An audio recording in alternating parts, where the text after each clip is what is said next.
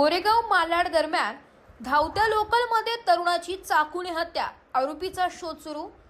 मुंबई उपनगरी रेल्वे मार्गावर पुन्हा एकदा धक्कादायक घटना घडली आहे। गोरेगाव ते मालाड रेल्वे स्थानकादरम्यान धावत्या नालासोपारा फास्ट लोकलच्या मिडल फर्स्ट क्लास डब्यात 22 वर्षीय तरुणाची चाकूने वार करून हत्या करण्यात आली आहे। या प्रकरणी रेल्वे पोलिसांनी भारतीय न्याय संहिता BNS कलम 103(1) अंतर्गत ACR क्रमांक 730/2026 नुसार गुन्हा दाखल केला आहे।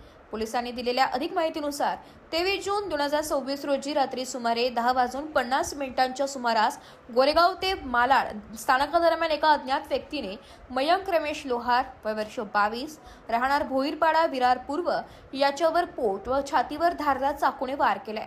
गंभीर जखमी झालेल्या मयंकला बोरीवली रेल्वे स्थानकावरून तातडीने शताब्दी रुग्णालयात उपचारासाठी दाखल करण्यात आले, मात्र येथील डॉक्टरांनी रात्री 12 वाजता त्याला मृत घोषित केलाय। या प्रकरणी मयताचे वडील रमेश वय वर्ष 53 यांनी फिर्याद दिली असून 24 जून 2026 रोजी पहाटे 5:05 वाजता गुन्हा नोंदविण्यात आलाय।